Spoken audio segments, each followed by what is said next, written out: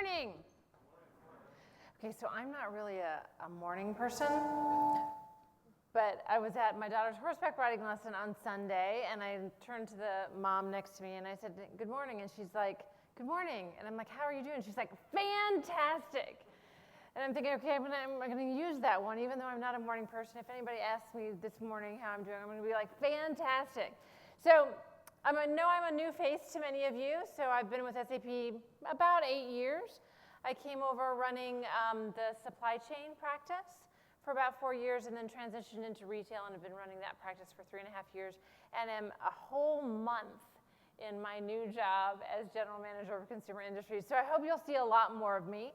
I think it's also maybe a little bit important for you to know a little bit about who's talking to you. So I'll tell you a fun fact about myself, which is October is my favorite month of the entire year. Not only because there's this conference for sure. Anybody have a guess as to why October might be? What happens in October every year? End of October? Halloween! So those of you that have interacted with me at all, Halloween is my absolute favorite holiday. And it's because there's really no commitments, right? You buy some candy, you hand out some candy, you maybe decorate, which I do. I go all full out, and I'm always a witch every year. Hopefully I'm not a witch the entire year, but that particular day I am a witch. My husband might disagree that I'm not a witch, other parts of the year. But Thanksgiving you have to cook, right? Christmas or Hanukkah, you got to buy gifts. Halloween's just all about having fun. And so I hope in the theme of October we'll have a little bit of fun this morning. As DJ said, you're going to get way tired of hearing the word digital, and I'm sure we're already very tired of hearing the word millennial. Christine Hassler, who presented yesterday on the generation gap and how to bridge that and how to bring millennials more into your workforce, said exactly that, right? We're tired of the word. And I think that you'll hear both of those words a few times during my presentation, but hopefully you'll understand why as we get into it. So how many of you have this scene that's occurred in your household or in your living room? Look familiar to anybody? This is exactly my house, right? So there are 5 of us, not 4 of us. I've got 3 children. And everybody's always on devices, right? It's come to the point where when it's dinner time, you text everybody.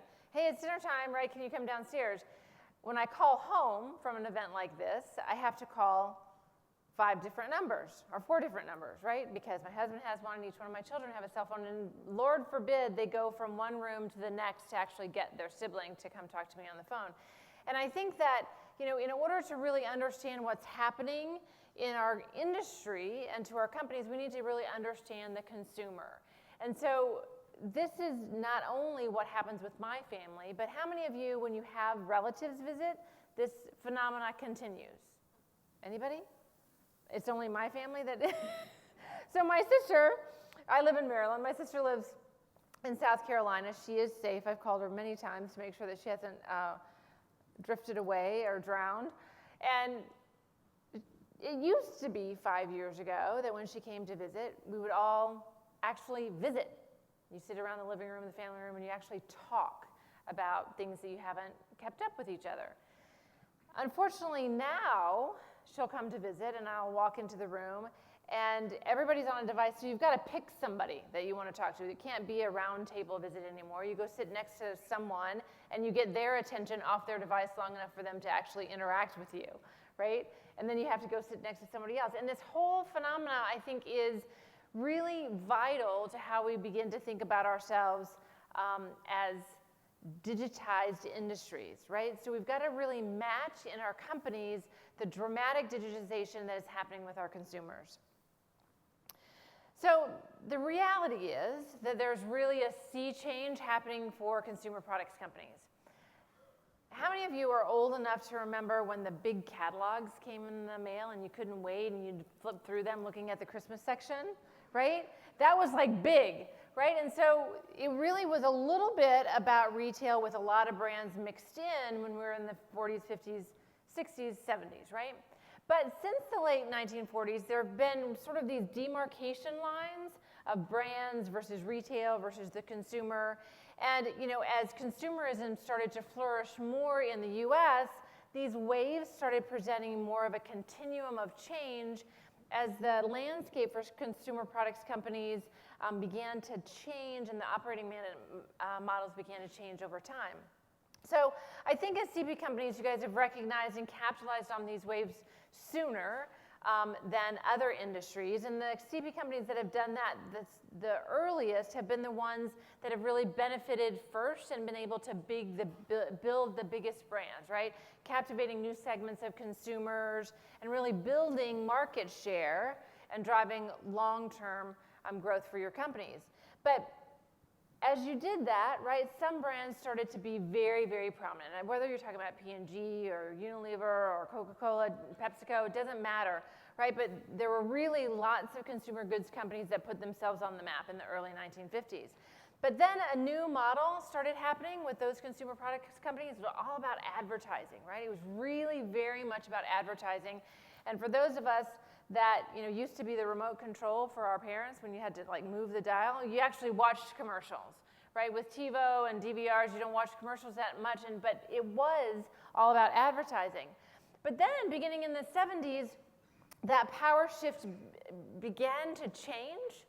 Retailers like Walmart and other big box companies grew in size and scale, and they started to have a lot of power against you as CP companies, right? So that power shift moved how we interact with consumers. It was no longer about advertising. It was now more about promotional-based models and how do we get consumers into our stores to ultimately spend the most with us.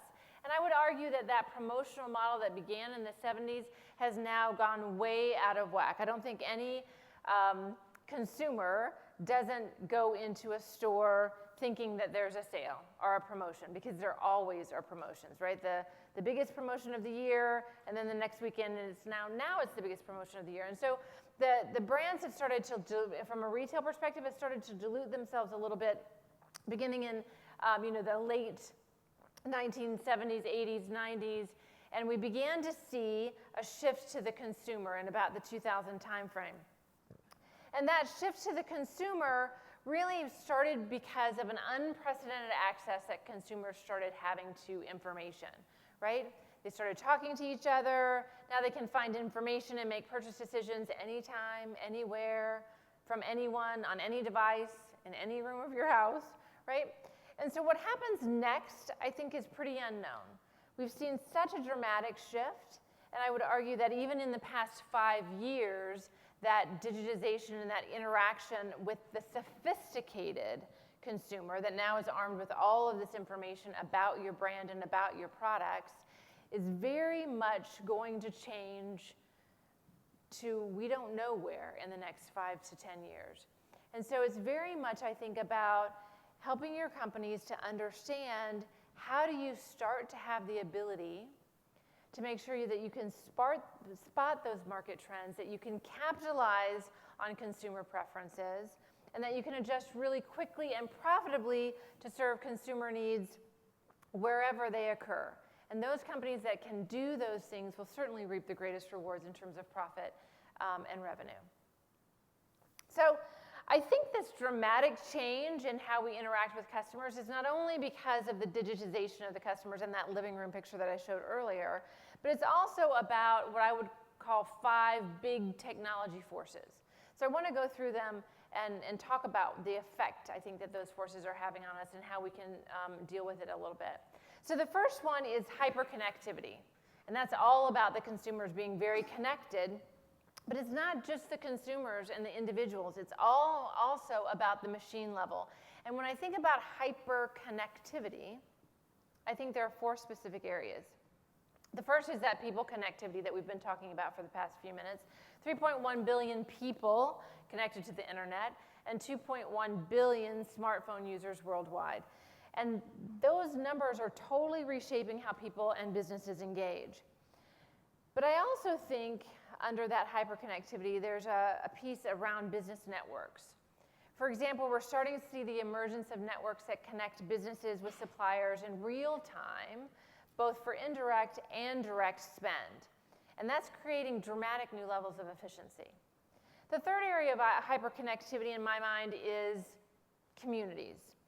And there's specialized communities for everything, right? Whether it's pages on Pinterest or whether it's Facebook communities, right? I think that we're just now learning how to use those communities to better support our brand. So for instance, SAP has a relationship with Facebook where we actually can monitor an advertisement that you might put on Facebook and who is responding to that. What type of Facebook profile is responding to that? And then based upon that, actually serve up other customers to you with similar profiles that might be consumers of that particular ad and actually click through to your site. So there's lots of things that we can do from a community perspective, and certainly we haven't even touched on the social communities that our customers create to share information about our brand and our company. And finally, I think sensors is the fourth element of this hyperconnectivity. I mean, sensors today are definitely more reliable. They're much cheaper. They're driving an entire new Internet of Things, whether you're talking about a sensor on a wearable, whether you're talking about a sensor in your home, your thermostat. All types of sensors are going to continue to create this hyperconnectivity for us. Now, the second big technology force, I think, is supercomputing. And as you know, since the inception of business long ago, right, and since the inception of enterprise applications, your companies have lived with a major limitation. And that limitation is that transaction and analytical systems required separate landscapes, right? It resulted in lots of complexities, data redundancy, batch jobs, time delays, and Uli Solander, if you were here yesterday for her keynote, really talked about this issue and how Hana from SAP can really solve that issue, right? So all that complexity, I think, in supercomputing is dramatically decreased with large-scale in-memory computing, made possible by SAP Hana that Uli introduced yesterday. And I'm sure many of you have heard SAP Hana. Surely there's not. Raise your hand if you haven't heard of SAP Hana. I figured, right? So we've been talking about it for a while, and I'll actually show you a little bit of a timeline that's interesting around how we've gotten to where we are today with S/4HANA. But I think SAP HANA enabling that true real-time business is really game-changing by allowing transactions and analytics to all utilize the same database. No more redundancy, no more copying data, and getting those analytics and your ability to respond to them much quicker when you notice a trend or a change. The third big technology force I like to call smarter world, right? It's from robots to 3D printing to home automation devices that we mentioned before. There's a whole new breed of smarter products that are completely reshaping value chains and industries. And consumer products companies today, I think, are almost ahead of the game and already reacting to these types of opportunities. For instance, using 3D printing to print cosmetics, apparel, eyewear. There's lots of opportunity that I don't even think we've began to scrape the surface of. But I do think that our world will begin to be smarter and smarter. And the fourth big technology force that I'd like to call out is cybersecurity. I know we're all worried about this, right? As everything gets digitized and connected, security is a bigger and bigger headache every day. Even though hacking incidents make daily headlines, I think cybersecurity is much bigger than just securing against data breaches. It's about having proper governance that includes your data, your people, your business partners, all your digital interactions, both internal and external. So there's a whole governance model that we need to be thinking about as companies, not just against data breaches, but how do we secure everything in our business, including our people and the knowledge our people have about our business. And the final technology force that I think is driving a lot of change in how we interact with consumers, partners, and suppliers is cloud. Clearly, we've all heard or are experiencing the benefits of cloud computing, such as lower total cost of ownership. But I think the most exciting area for me is the area of business-to-business collaboration. Right, in the cloud, business-to-business collaboration can completely redefine how we do commerce, how we procure products, and even how we staff our organizations in the future. So there's a ton of capability, not just in putting your systems in the cloud and reducing that hardware cost and the IT cost. But there's also things that we can begin to do in the cloud that we can't do when we're just on-premise organizations.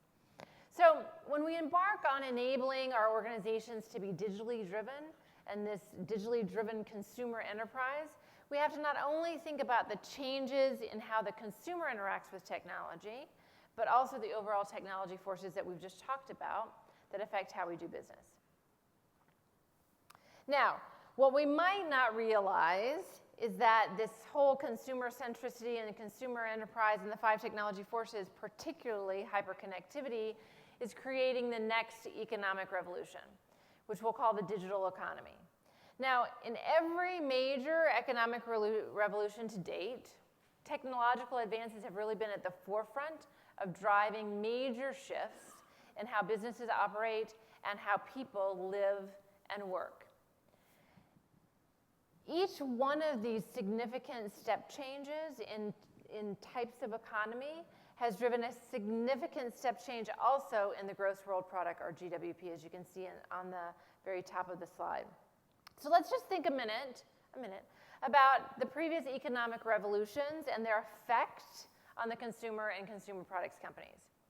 So in the industrial economy, the technology change was primarily the steam engine. All of us learned about this in elementary school, right? About the Industrial Revolution.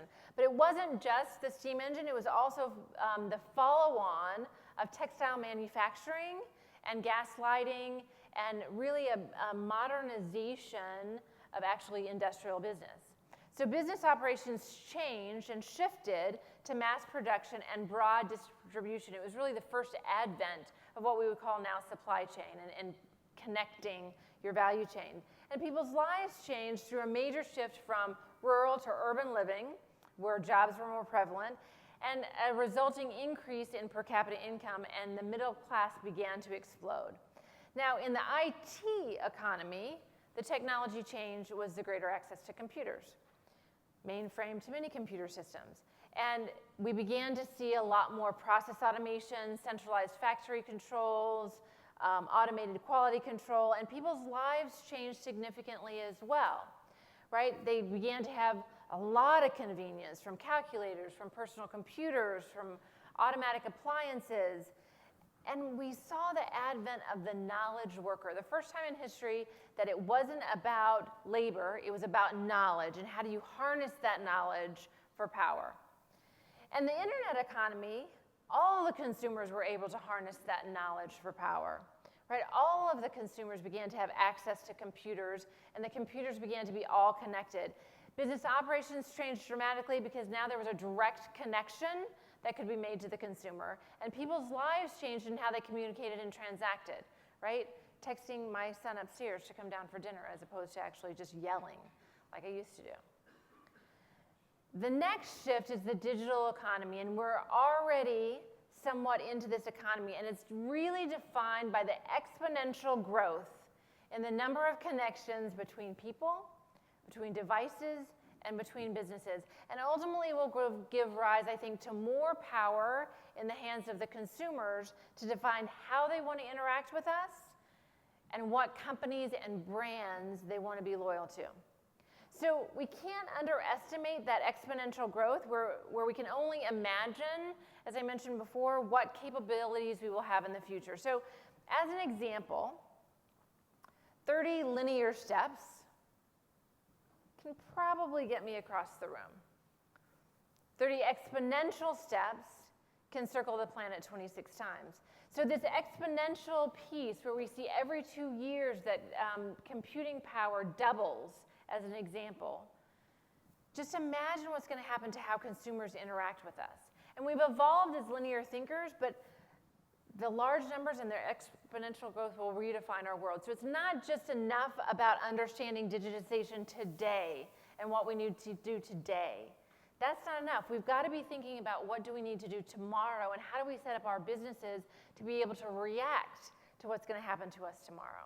Because ultimately, the digital economy is anticipated to lead to another huge step change in GWP and will reach 90 trillion by 2020.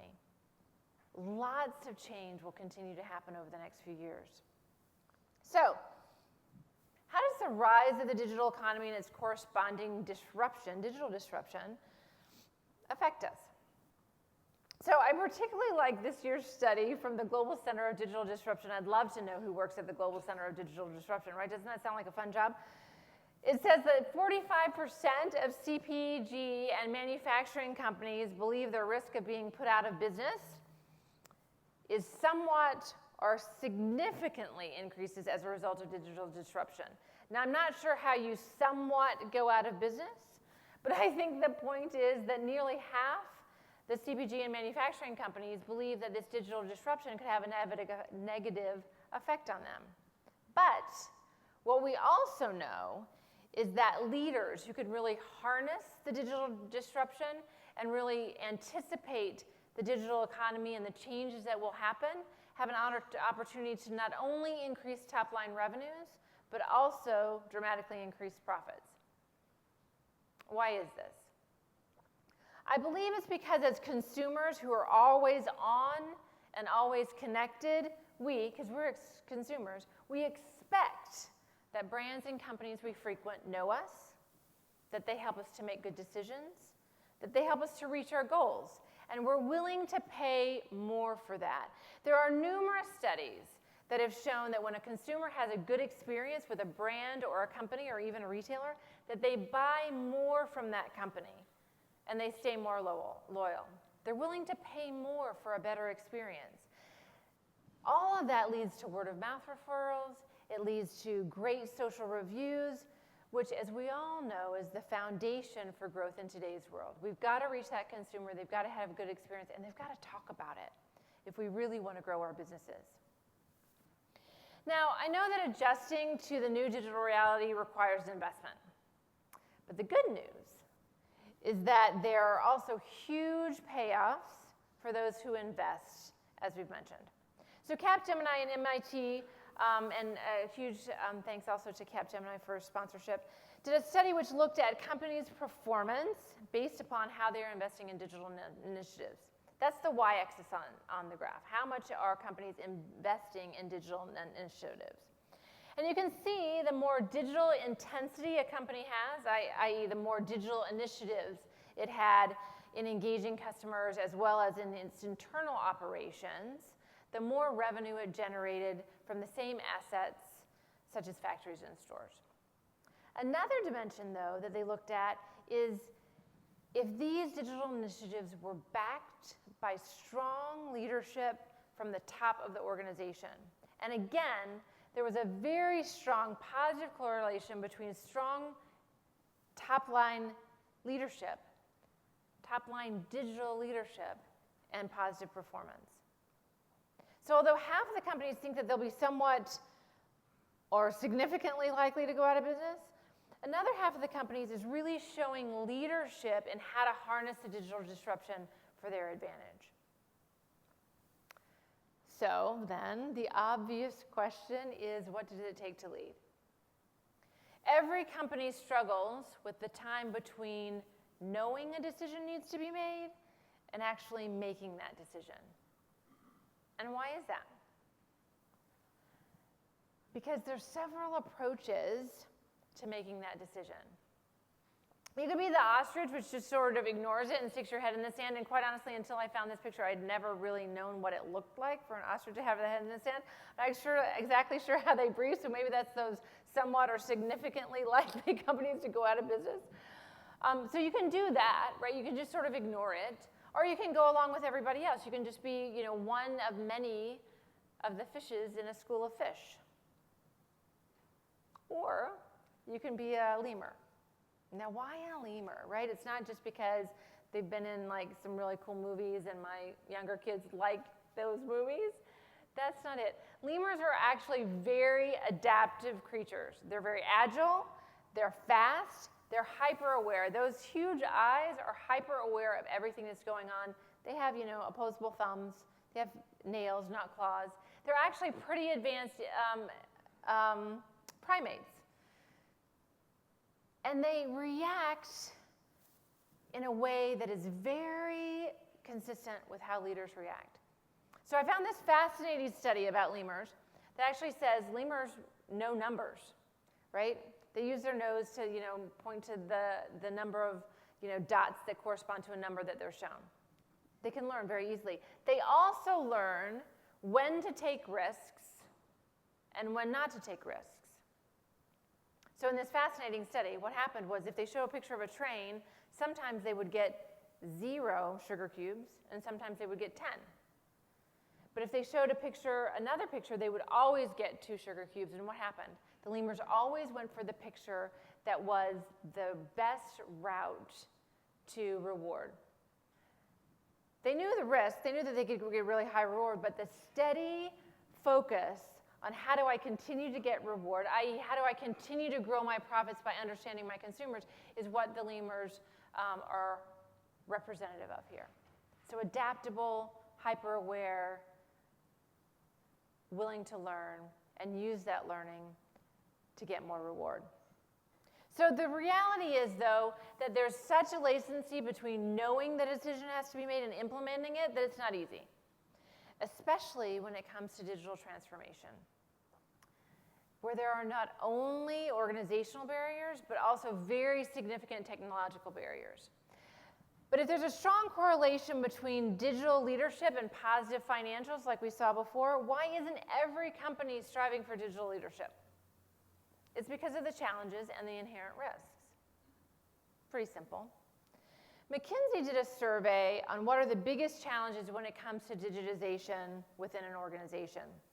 And as you can see, there are many of them, but I think we can break them down into 2 categories. The ones on the left are very important, as we saw in a previous chart. Unless top management and the organization are not behind a digital initiative, the results suffer.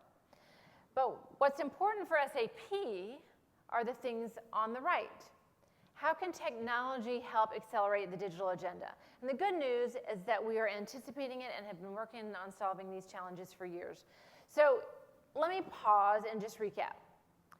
The digital economy is here. We all know it.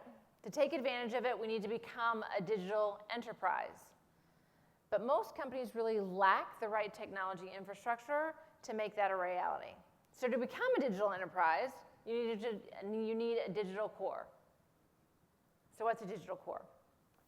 The digital core is the soul of the digital value network, and I don't use that word lightly. We saw a video yesterday prior to Uli's keynote that talked about, does your business have a soul? What it really means is, does your business have a core piece that's orchestrating all of the parts of your business? So the digital core really interconnects all aspects of the value network in real time to drive business outcomes. And the digital core gives companies the opportunity to re-platform core business processes and bring together transactional business processes with analytics in real time, like we talked about before, to enable a smarter, faster, and simpler enterprise. This includes connecting every aspect of internal operations, but also enables in real time workforce engagement to retain and grow existing talent, to attract new talent, and preserve enterprise intelligence with a smarter, engaged workforce. That cybersecurity piece where you retain your workforce as a part of battling cybersecurity is incredibly important. The digital core also allows to connect supplier collaboration through business networks. Here you can mitigate supply risk, you can accelerate growth, and you can help ensure that your global compliance is in check, all while maximizing product availability and margins. And let's not underestimate the omni-channel customer experience enabled by the digital core with the capacity to reach, engage, and serve customers with timely, tailored, and relevant information and offers along the entire consumer path to purchase. Relevant information that is important to that particular customer. Back to they expect us to know them. Certainly the Internet of Things and big data is also a part of that interconnection, which combines the internal, the external, the social, and the sensor data to enable real-time visibility into quantifiable measures of consumer demand and other market dynamics with qualitative measures of consumer sentiment, intent, and behavior, all about better understanding the customer through that big data as well. So the entire value chain, including the core, is digitized and serves as the platform for innovation and business process automation. And that digital core is really what we've called SAP S/4HANA. You're going to see a picture similar to this probably in other presentations, and you'll continue to see it from SAP because it's such a core foundation of how we believe companies need to harness the digital economy and really begin to respond appropriately to their consumers and to continue to grow and be profitable in this digital world. So, as most of you are aware, the Digital Value Network did not come together overnight, right? Billions have been invested in R&D from SAP as well as over 30 billion in acquisitions. And so you'll see the progression there, right? We first introduced Hana as more of an analytic tool, then it became a database upon which we put all of our products, and then ultimately now we've moved it into S/4HANA as the digital core for everything that we build at SAP and for everything that helps drive your company. Along the way, we've certainly done other acquisitions to make sure that we have an end-to-end ability to digitize your organization. So we acquired Sybase, which gave us an end-to-end mobile platform. We acquired SuccessFactors, which gave us a cloud-based HCM tool. Ariba, which really now powers those business networks. And Ariba is no longer just indirect. It is also now fully into a foray of enabling direct procurement. Hybris to help us with that omni-channel customer experience.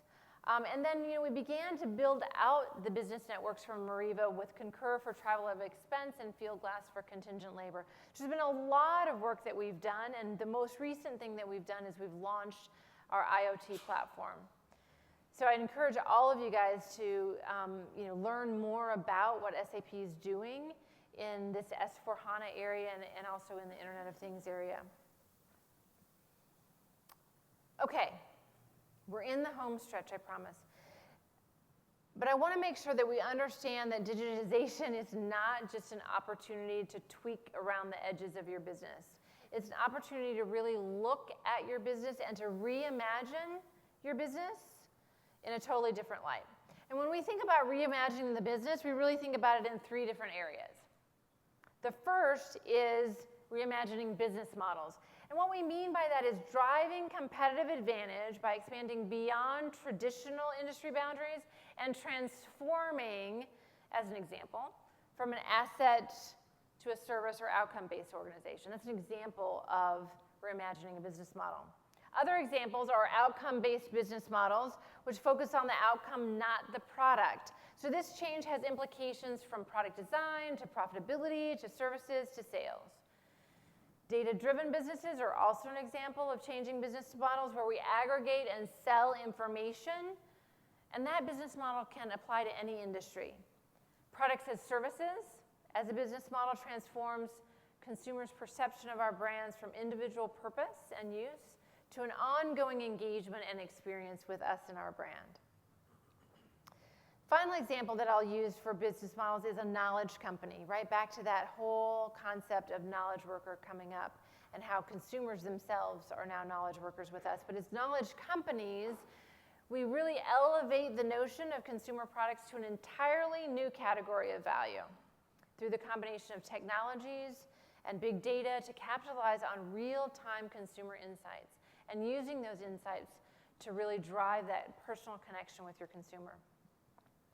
The second way I think that we need to reimagine our businesses to capitalize on this digital transformation is reimagining business processes. And that includes changing or eliminating fundamental business processes through digitization. Examples are automating and accelerating manual functions, right? Applying algorithms to streamline decision-making, for instance, and limiting the intervention that you have to make with those systems on an exception basis. We can also partner and collaborate with new ecosystems of value providers based upon shared mutual benefit and our ability to grow together. And finally, creating transparency enabled by digital technology to improve our visibility to materials, our visibility to our ingredients, our product information, our digital assets, our supply chain, our traceability, really starting to rethink how we do our business processes based upon that real-time access to transactions and analytics.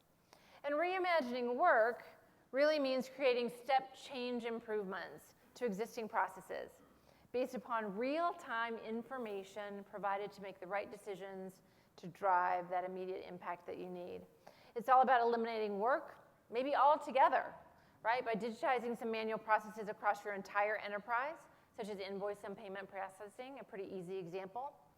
Improving productivity and profitability by enabling users to access the right information at the right time on any device to make the right decision in the moment.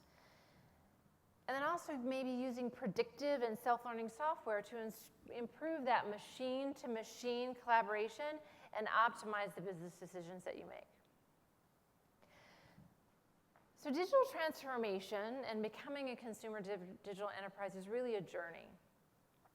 Right, you hear this term oftentimes as a marathon, not a sprint. There's maybe a few sprints within the marathon, but it really is a journey. And in order for SAP to be your best partner on this journey, we've aligned end-to-end internally to provide orchestration across all of the business functions within SAP that need to be aligned and in step to help your organizations to move forward in this new digital economy. We call this the integrated operating model, and it includes all core domains that affect your business outcome with SAP. So it's development, it's services, it's sales, it's partner operations, it's marketing, it's cloud. All of the pieces that you need to interact with are now incorporated in this integrated operating model. So the reason, for instance, that we have a general manager of consumer industries is to orchestrate this integrated operating model across each one of the industries: retail, consumer products, wholesale, and life sciences. And all of those industries have something in common in terms of how they need to reach out to the consumer and how they need to affect the loyalty and the personalization to that consumer. So why do we do all this? If you were here for Christine Hassler's keynote yesterday, where she was talking about bridging the various generations, right? The millennials to baby boomers, Gen Y. She talked a lot about millennials wanting the why. Why am I doing this piece of work? Why am I employed by this business? Why is this business in this particular area? But I don't think it's a millennial thing, right? I think all of us want to know why we're doing what we're doing. And so at SAP, particularly in consumer industries, that was very important for us to think about. And here's our why. Because we want to do everything possible to help you run better as our customers and to help you improve the lives of your customers. And we do this through 4 easy pieces: building global networks, giving you powerful platforms on which to run your businesses, simple applications, intuitive applications. SAP is all about taking out the complexity and running simple. I'm sure you've heard that before. And beautiful user experiences. And again, if you were here for Uli Solander's keynote yesterday, she did an amazing job of showing us the new Fiori user experience from SAP. Very tile-based, very intuitive, very easy to interact with. And that's what we mean by beautiful user experiences. I'm not sure we'll ever get to the Apple model where there is no guide required, but that certainly is the goal. So, let me recap.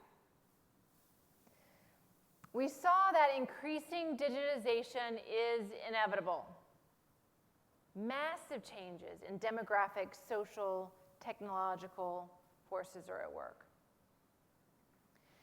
Digitization is disruptive and always will be, but it also creates massive opportunities for consumer products companies, particularly those ones that choose to lead and to look at the opportunity as opposed to ignoring the opportunity and not taking any risk.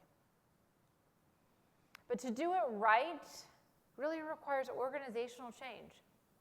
It requires leadership from all levels of the company, and it also requires the right technology infrastructure. That right technology infrastructure must get rid of your technological complexity.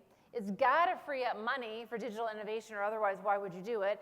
And it needs to allow for decision making in real time and help you connect engage and collaborate with your customers, your partners, your employees, and your suppliers. So, throughout this event, you're going to hear a lot more about the innovations that SAP is bringing to market, and you'll see some of them in the Innovation Showcase. And you'll also hear more about why we believe SAP is the right choice for your digital backbone. I hope that we have an opportunity to interact and answer questions at breaks and in the Innovation Showcase, and I'll personally look forward to having those conversations with you. I'll be here today and much of tomorrow, and I really want to thank you for your attention, and thanks for attending.